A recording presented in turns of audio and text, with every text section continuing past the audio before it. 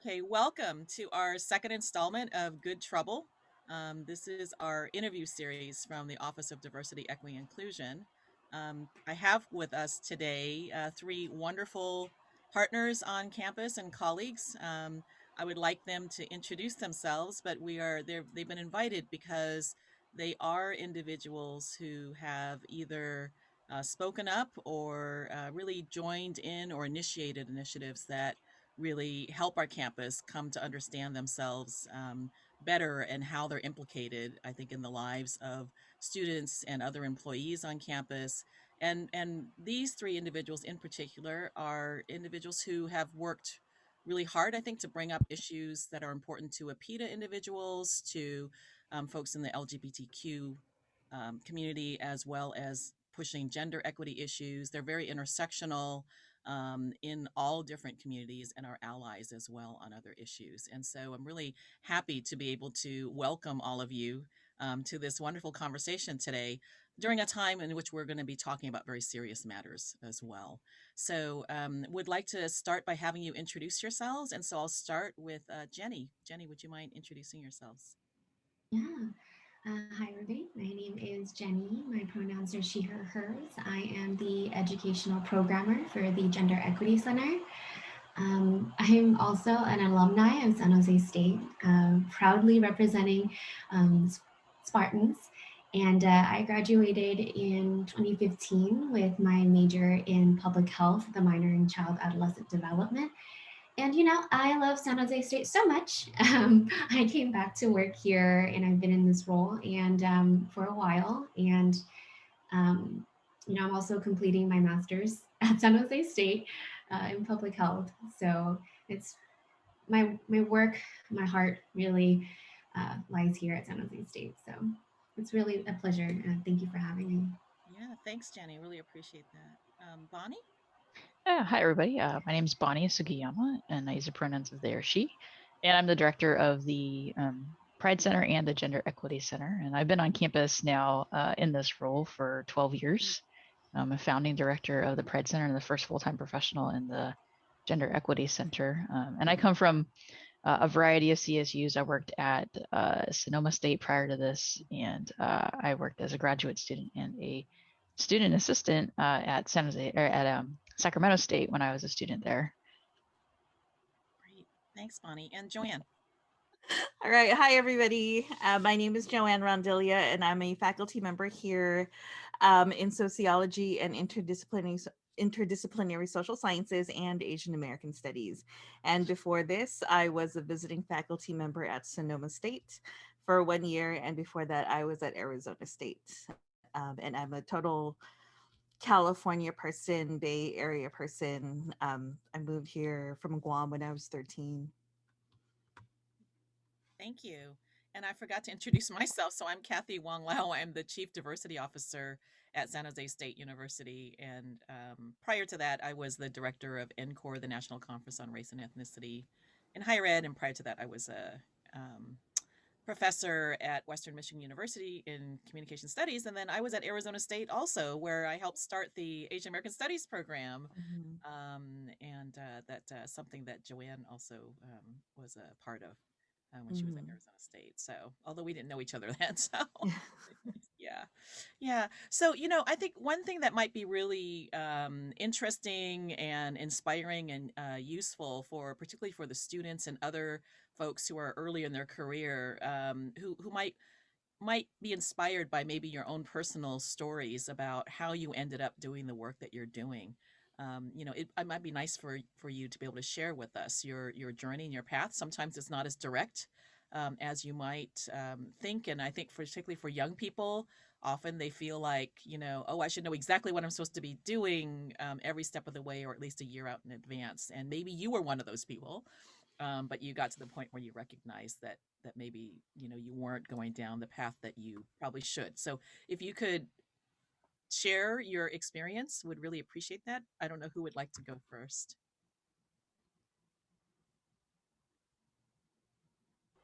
Could I just I'm happy to start. go right ahead?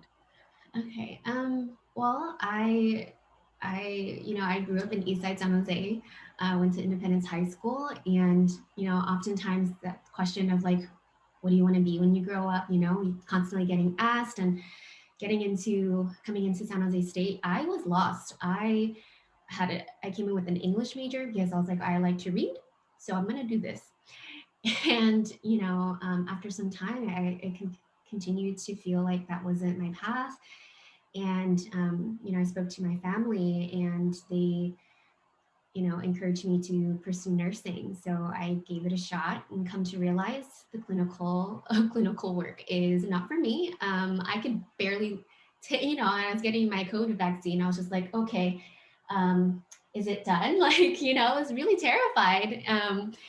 And so definitely glad that that route didn't work for me. But I think something that important that came out of that was, I completed all of my prerequisites, applied, and I actually didn't get in. And, getting that rejection, it really gave me a moment to really reflect on what I wanted. For that moment where someone said no, I really sat with it. I cried. I was really disappointed. And I feel very fortunate that I was able to find public health. San Jose State was able to do that for me. I was a peer health educator when I was in undergrad, and did a lot of work around violence prevention. And the reason why was because that was a part of my story and my personal experience. And I felt like I was able to, in part, heal my own trauma by also learning about it, by accepting it, by talking to others, by engaging my community. And so I pursued public health, and was so happy that I was able to really find a passion area. And, I am also very grateful for the opportunity to have met so many mentors at San Jose State, Bonnie included. Actually, I worked for Bonnie as in my undergrad, my senior year as a Gender Equity Center intern.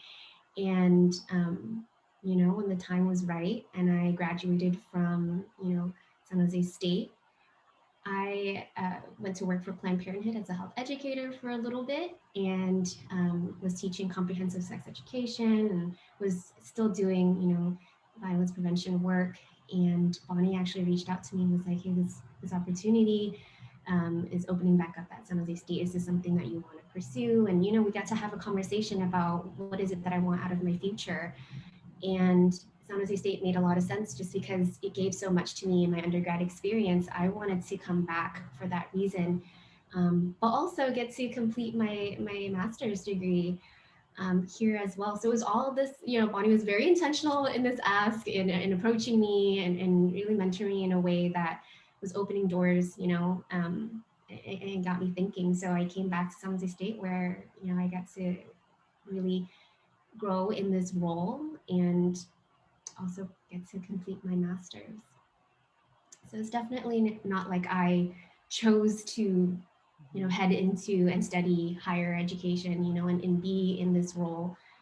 It is definitely something that I grew into.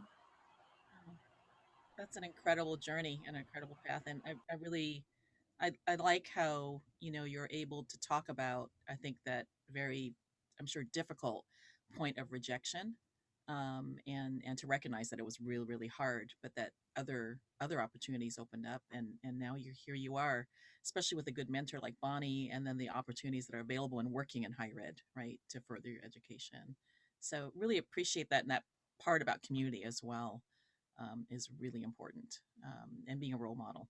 So that's great, and an influencer, I imagine. So, yeah, yeah. And so, so speaking about, Bonnie, and her leadership and mentorship, I think is a really important part of everyone's journey. I think all of us probably have mentors who made a big difference, who didn't have to, and probably were overworked and overextended, but did because they saw something in us that we might not have seen in ourselves. And I think that happens a lot, and that's a lot of, I think, our belief as well in this group. I'm pretty sure, between the four of us.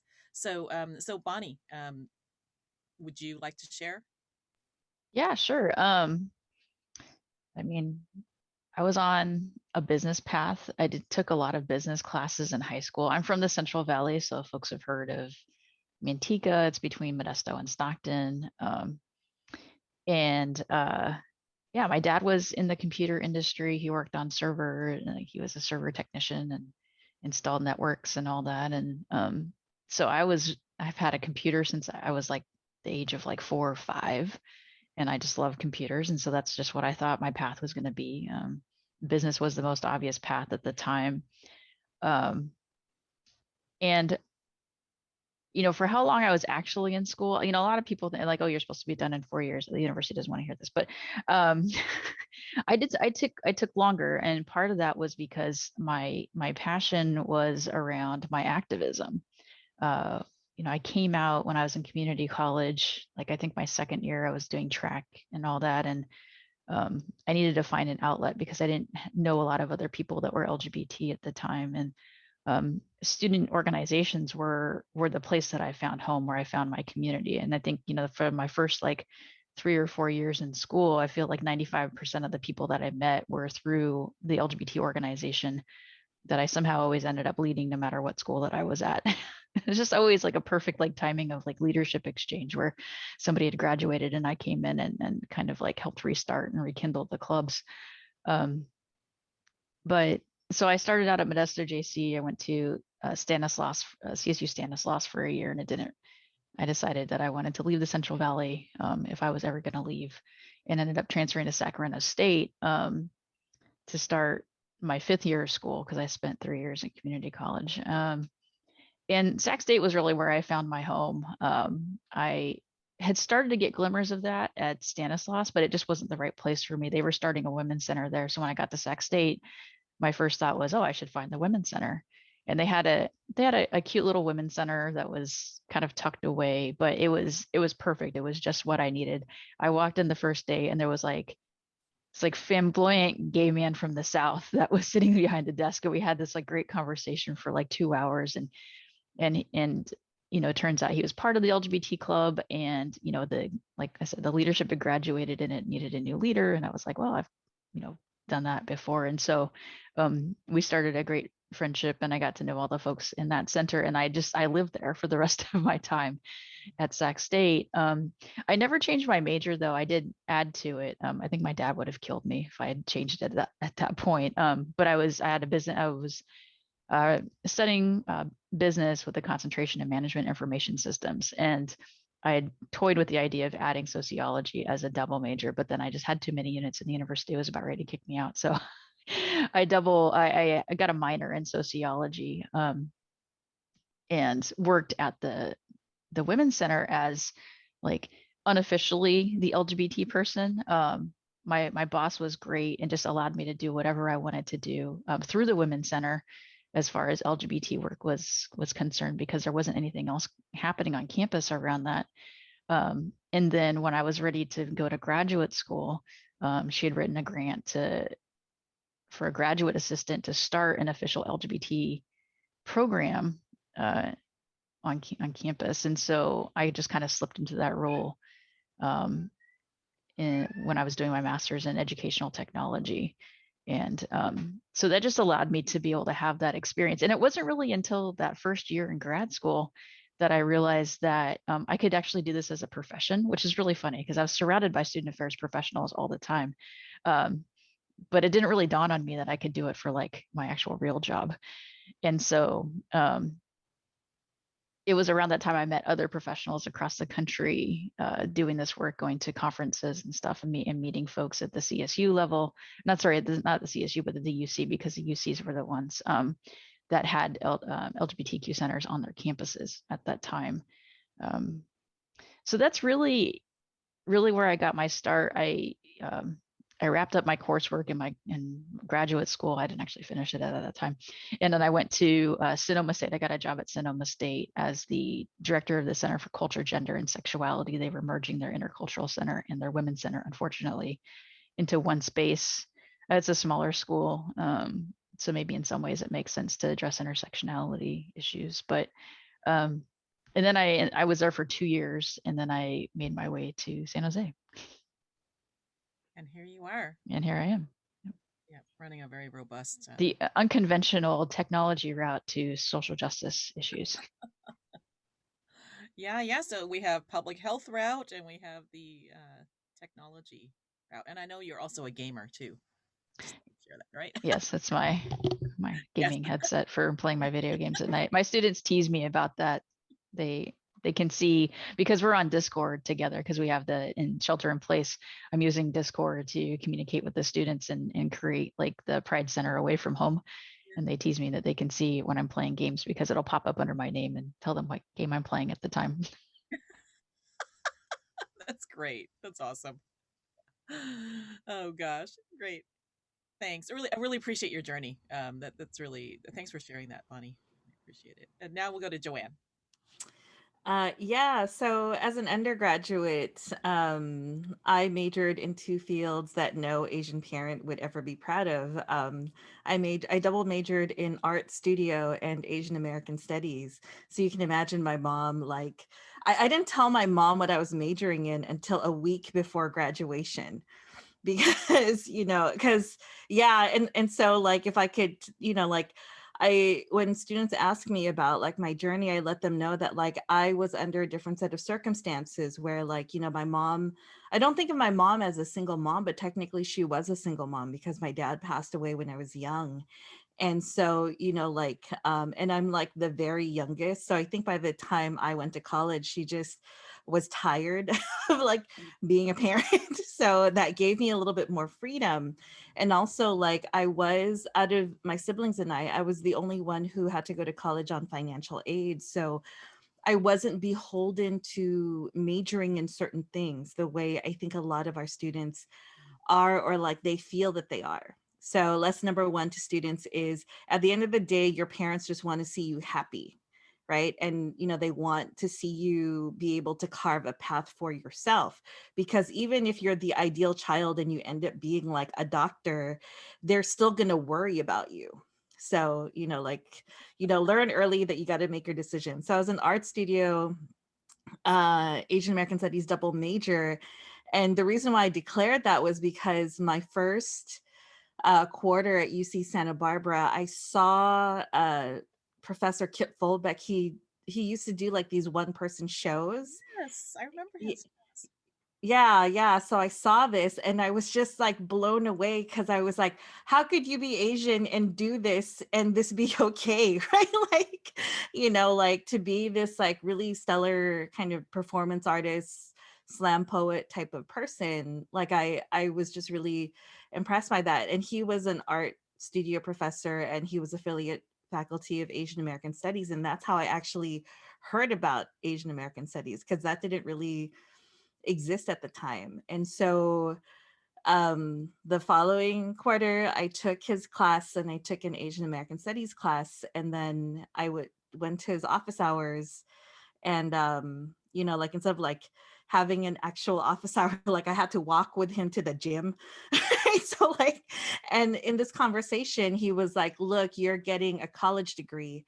So it doesn't matter what you major in, because when you go out into the real world, people don't care what you majored in. People just see the degree and take for granted that you have a certain skill set, that you're a creative thinker, that you're a problem solver, that you are committed. He goes, so when you're here, why don't you just major in things that you genuinely want to major in, like, pursue your actual curiosity. He goes, because you have the rest of your life to be miserable. Like like do what you're passionate about and do it now. And like I really took that to heart. So I did those two, I majored in those two things. I also found my people in so every campus has like a Filipino club, but every Filipino club on most campuses are really big. So there's all these like smaller branches of like the Filipino club. And so I was part of one of the branches called Future, and Future was the educational / political arm of the Filipino club.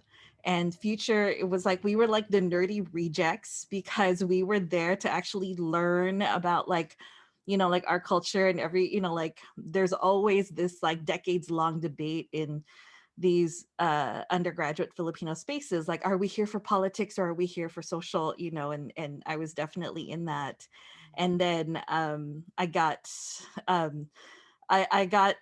what is it? I got I don't know what the word is. Like I didn't mean to, but I ended up doing Filipino Culture Night, and I did that for 3 years. Like I was like, like I entered as a script writer, and I was like, okay, I'm just hanging out with my friends, and like we're writing the script, and then suddenly they were like, oh, did you realize that you're the acting / drama director? And I'm like, I didn't know that. And so I get kind of like thrown into, the throes of Filipino Culture Night. And like all of these like really kind of formulated, like it gave me a sense of like what I, that like the kind of experiences that I wanted to do, but I didn't know how that was going to translate into a job. My first job out of UC Santa Barbara was I was an undergraduate advisor for women's studies. And fun fact, one of the students that I would eventually advise is Steve Aoki. Yeah. Because he was a double major. So he was a sociology major. And then in his senior year, I remember he came into my office. He goes, I want to add women's studies as a major. He goes, the thing is, I only have a year. So we need to figure out how I can finish the second major in a year. And he had taken, I think, maybe 1 or 2 women's studies courses already. And so like, it was kind of funny because I had no idea who he was until graduation. Because my boss was one of the original Benihana waitresses. And so she knew the family. And she goes, oh, I had no idea Steve's dad was Rocky Aoki. And I was like, I don't even know who that is. And so, yeah, it's, so it was just this weird thing. And like, you never know what you're going to do. I ended up, applying to graduate school because I jokingly told my mentor, Paul Spickard, I said, I'm going to get a PhD one day. And then when I said it out loud, it just sounded so funny that I started to laugh. And he looks me dead in the eye and he goes, well, I don't think it's funny. He goes, I think you can do it. And so like I applied partly because I wanted to see if I could do it. And then I went through my first round of applications and I didn't get anywhere. And I thought, okay, no grad school for me. But then I felt, like he was like, try a second round. In that first round, I thought for sure I was going to get in because I was actively recruited by certain universities. And then they all came back and like rejected me. And it was so like devastating. And I would later find out that I was rejected because of my low GRE scores, because I only took them once. And because even Paul, I applied for a PhD in history at UC Santa Barbara, and like when Paul was trying to fight for my application, everyone on that committee was like, she has low test scores, and Paul said that's her way of saying she's not white, right? Like we know what test scores mean.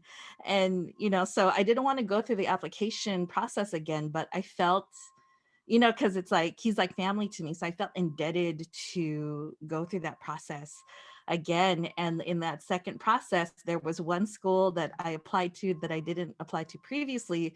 And it was UC Berkeley. And UC Berkeley was like my long shot. I did it like, who gets into UC Berkeley? Not me, right? So like I send in all my applications, and Berkeley was the first. They were the first like university to reply. And this is in the days where like acceptance and rejection letters came through snail mail, right? And like I get an email from Berkeley and it said that like I got in, and I thought it was a joke. So I returned it, right? Like I sent it back and I said, hi, I received this. I think you may have made a mistake, but no harm, no foul. Email's a tricky thing. Cause this is like 2002, right? I was like, email's a tricky thing. Like, I'm not like, please don't, let's not make this a thing. And then the graduate advisor at the time, like she emailed back and she goes, I just want you to know we don't make mistakes like this. Like you did get in. We wanted to send email because we want to be the first university you consider, but everything else is coming snail mail. And I was like, oh my God. Like, because it was, I just, it wasn't something that I was expecting. And then like when at the time Paul and I were working on this book, this anthology, and like without even like me sort of making a decision, he actually called the University of Hawaii Press and said, don't print the cover yet, because Joanne's bio has to change. It has to read, she's a graduate student at UC Berkeley. Like, so like and it was great. And at the time, like when I left being an undergraduate advisor, I ended up working in retail as like a makeup artist, because it was one of those things that I always wanted to do. I always wanted to work in makeup. Right. And I figured, like this is a time in your life where you can do these things that you're not supposed to do. It's like, be like, I try to tell people, students, like, be young and dumb, like take advantage of that, right? Because you don't know where that's going to lead to, right? And part of the reason why I mentioned Steve Aoki was like, Steve was on the path to go to graduate school. He wanted to get a PhD in sociology or women's studies. But as an undergrad, he always threw these parties at his, like in his apartment. And now he's like the world's greatest like producer of EDM, and all of that was because he used to throw these random parties, right? Like, you don't know where you're going to end up. And so like these little side hustles that every student has, right? These little things that you do, these passions that you pursue to keep your sanity, like you don't know where that's going to go. Cause like, like I'm sure Steve would have been miserable as a grad student, right? Like, like when he had this calling to produce music. And so like for me, all throughout my, when I went to graduate school, I always worked like in different retail spaces as like a makeup artist and skincare specialist. I did a ton of weddings because this was how I, made money. And like when I was at the very end of my PhD, I was actually ready to leave because the market was so bad. Like I was ready to work in corporate cosmetics. Like I was already making those contacts because like I wanted to ensure that I had some type of life. And then a friend of mine, he's a staff member at UC Berkeley at the time, he cursed me out and he said, "How dare you leave your graduate program?" He goes, "You're crying to me because you're embarrassed that it's taking you 10 years to finish this dissertation." He goes, "Do you know how many people don't finish because they don't have the means?" And he goes, "And you're not finishing because your ego is hurt." He was like, "F you, man." Like, like you don't deserve that PhD. And that I really took that to heart because like for me, the thing that I always knew as a PhD student was that the path wasn't mine alone, right? There's so few Filipinos, like in graduate school getting a PhD. There were so few Filipinos at UC Berkeley at the time, which was seen as like the mecca of ethnic studies. And my friend Alex was like, you know, you were the lucky one who got chosen. He goes, "If you're not going to do this for yourself, at least do this for the community that's watching you." He was like, "Joanne, all eyes are on you." And I felt this immense pressure, but he was also right. Because, like at that point, like I just crawled to the finish. I was ready to work in corporate cosmetics. And then my friend Rudy Guevara was visiting the Bay Area at the time, and he's a faculty member at Asian Pacific American Studies, which is the program that you helped found, Kathy. And just over lunch, I was like, "Hey, is your department hiring? Because like I'm looking." And I really did not want to go to Arizona because this was when they were doing their ban on ethnic studies. So this was just a bad decision, right? And Rudy goes, "We actually are. Our lecture's leaving. Let me." And then it was like this whirlwind. Like I got an interview within a couple days, and then like a week after that conversation, I got an offer, and it was just like, okay, I got to finish. So like no one's path is perfectly paved. You need to figure that there are small things that you're doing without realizing it that are paving your own path. So like, my message to students is like, be open, be brave, and like embrace the rejections, right? Because you're not going to learn anything if you don't embrace the pitfalls of what it is to like go on your path. Sorry that was long, but there you go. Thank you. Thank you. No, I mean, wow, it's really, really inspiring, as well as I think lots of good messages, I think, for a lot of people who are trying to figure out what they want to do in life, right? with their careers and stuff. So I'm going to change, uh, I guess the tempo a little bit, and really talk about something very serious that I know is really important for all of us. And I know we've been involved in activities either in the region or on our campus regarding the rise, and particularly the rise in violent anti APIDA, anti-Asian attacks across the country, but particularly also um, maybe a surprise to some people who aren't from California. Surprised that a lot of it is happening where there are plenty of APIDA communities around, and a critical mass, right? So this is not happening out in the middle of nowhere somewhere in the Midwest. It's actually happening here where we live. And so would love to have us talk about, what are some of your, I would say, frameworks that you find are useful, misunderstandings that people have, I think, about APIs, APIDA folks, people of Asian descent. Even we have a lot of international students, for example, on our campus, not just people who are here to stay. And some of the misnomers, as well as how do we tell people how to understand what's happening and why this is so incredibly frustrating, as well as limiting and harmful, I think, to our communities. And so, I'll just say, for example, one of my frustrations is the lack of mentioning of white supremacy, right? That we only need to love people better and treat them better, and then we'll have less hate. Is a very frustrating line of argument for me, because I don't see that is the solution, right? Because not addressing what the real problem is. So if anyone would like to start, and you can all join in, we can have a conversation. So um, Yeah, I think one of the things that I've been kind of battling with an organization that I'm with, and is that this isn't a singular point in time that this stuff has been happening. That, like you're saying, Kathy, it's, it's tied to white supremacy. It's part of a larger systemic issue that has been going on, that people just, like a lot of things, they only wake up when people are killed, unfortunately. And that's the most frustrating thing, is that the PETA community has been saying for years, there's issues happening. We have problems too. Not that other people don't have problems, but like just, trying to figure out like how to work with other folks, like how to work with different constituencies of folks to link our issues, because our fight is all together um, against white supremacy. And yeah, that my frustration is people seeing this as a singular thing. Let's just focus on this thing that's happening right now. And it's like, no, like this has been going on. Here's all the things that have happened in history. And Joanne and I were on this podcast that I was listening to.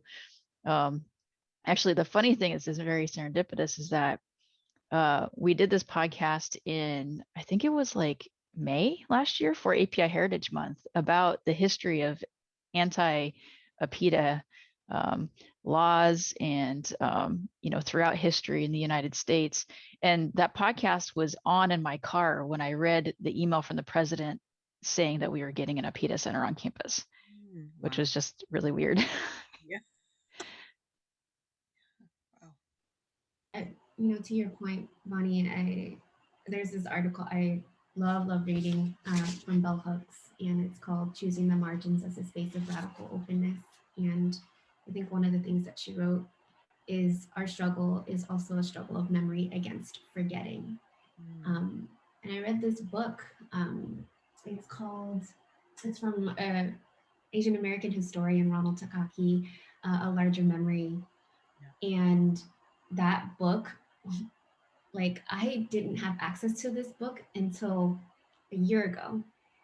And there was so much history, Asian American history, that I never learned in elementary school, middle school, high school. It doesn't center all of the stories of historically minoritized groups, including Asian American history. And there were stories about in Hawaii, how when they needed folks to work on the plantations, they had a list of things that they needed, right? The items that they needed to ship, and on that list were people, we're Japanese people, we're Filipino communities. Like we have, it's a struggle of forgetting, although there's a huge, like there's larger memory to really give context to why things are happening they are now. Yeah, thank you everybody for your responses. And, I think that you all summed it up well in that, like, yes, we do need to call out white supremacy in all its, like in all the ways that we continue to be impacted. Like, I am not a fan of trying to like save whiteness for the sake of whiteness, right? And like, and I feel like that's where a lot of conversations happen, is like, people trying to forgive, you know white supremacy and whiteness because historically we're so used to granting that humanity to that, to these systems that do nothing but, tear down, people of color, but yet, lift us up only a little bit by giving us like these little tiny crumbs, and then like tell us that we're supposed to be like thankful for it. And so what becomes essential is the storytelling, right? Is the sharing, is the engaging in like really difficult conversations. And especially for students who are watching something like this, like your experiences are valid, right? What I notice in students is they often understand their lives or like their interactions as, is this the right thing to do, or is this the wrong thing to do? And it's like, just, like, let's step away from that binary and kind of like dig into like, okay, like what is it that's happening to you? Why do you feel this way? Or why is it that you're processing things this way? Right? Like I'm not someone who wants to tell a student or to tell a person like, oh, you're just giving into white supremacy. I'm trying to dig into like, why does that person say the things that they do? Why do they feel this way? And then, again, like, because it's our nature as educators, right? Like, you want to give them information to broaden how they understand a particular thing, right? So I think that, the storytelling, calling out like these systems of oppression in very deliberate and straightforward ways, and then also like turning that into some type of action. Action can be something like, you're going to lead a march and a protest, but sometimes action is having a really difficult conversation with your parents and your grandparents about anti-Black racism, because that's where like that's where the needle really needs to move. Mhm, mhm. Yeah. So Joanne, you brought up a really good point about work, family dynamics, right? So I want to talk a little bit about, much has been said about the model minority myth, right, and how it hurts us, as a PETA communities. Sometimes I think we're in communities where some of our older generation or previous generations, and even recent immigrants, may internalize and feel that the model minority myth is a good thing, right? That it protects us somehow. And so that's a dynamic that sometimes I think students face with their parents as well, right? And so, and I'm not trying to blame people, or I'm just sort of talking about how that can coincide with maybe the ideology of the American dream and a lot of things that people are fed right before they come here to the United States, for example, to stay, whether they came voluntarily or they came as refugees or other folks. And so, can you talk a little bit? I think that's something that is a particular challenge for our communities, and that I think Asian American studies and then the work that all of you do and that we all do to push people to think critically tries to address that. But I was wondering if you could talk more specifically about those challenges and what we can do, I think, to educate our communities. So I think one of the things, because I think about this in terms of like my own relationship to my mom and like the conversations that we have to have. Like, it's taken me many years to just sort of surrender to the fact that like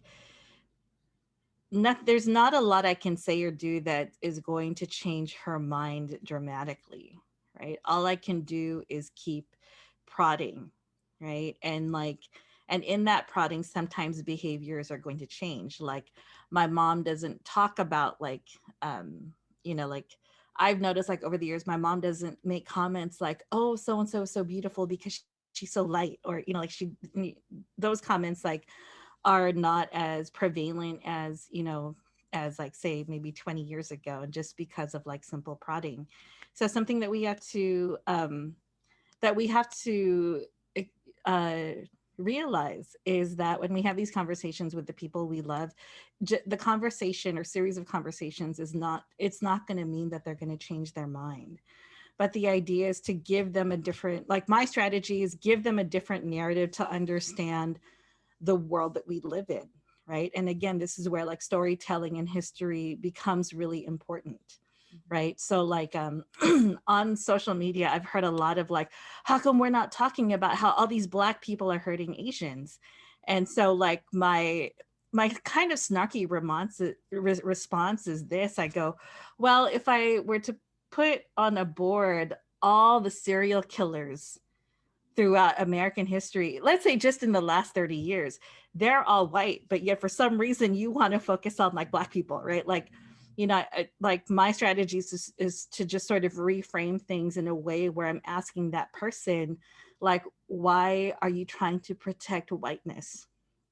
Right? Because you're just, for me, like my strategy is just to give them a different way of understanding something. You know, I'm not, you know, like, because that person doesn't want to hear that they're wrong, but they're also looking at, it's like they're looking at this world through this tiny straw when you have like this huge lens to understand the world.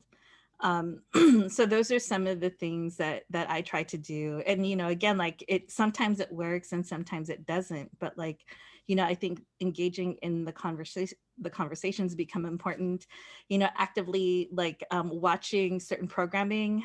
So for example, I support the Center for Asian American Media, and I think this month Ursula Liang is it's going to premiere on PBS, and she worked on a documentary that talks about the shooting of Akai Gurley, because for the Asian American community, this was such a hotly contested case, right? And so like, I'm looking forward to the way that Ursula frames this conversation. And I saw a Q&A session with her, and, you know, as, you know, it's sort of what I suspected, where it's like, I think people are going to watch this and still feel uneasy, but the idea is to point out the conversations that need to be had. And then like, you just sort of have to, you know, like wait it out and hope that people's better senses kick in.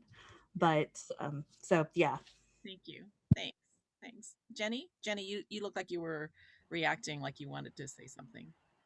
Yeah, I feel I really resonate with what Joanne is talking about, you know, having worked at Planned Parenthood and having to talk about abortion services, or talking about SOGI, sexual orientation, gender identity expression in schools that are very in conservative neighborhoods.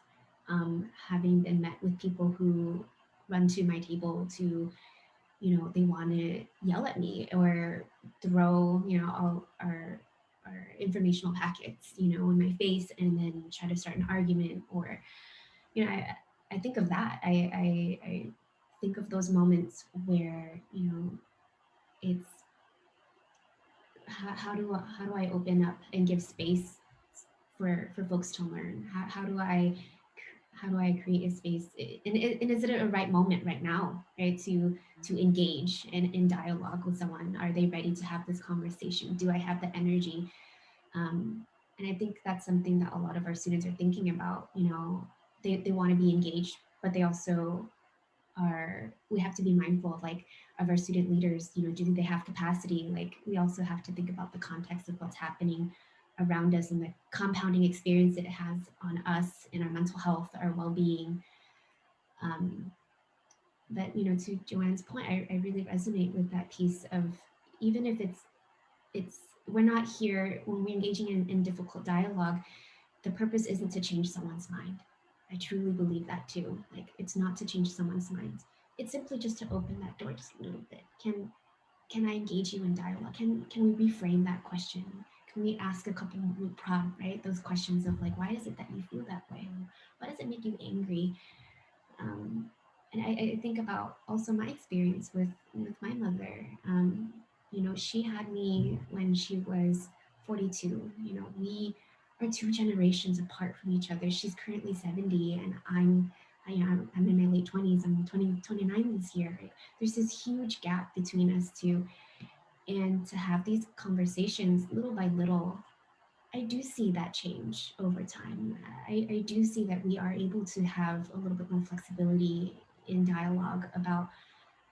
I remember talking to her about one of my trans students in middle school who was having a difficult time, and she's very, very religious Catholic woman, and she was like, she talked to me about it. She was open, and it surprises me that if you keep on, if you allow space to have dialogue and you create a space where people can feel safe, um, it it's a little bit of where it chips away, right?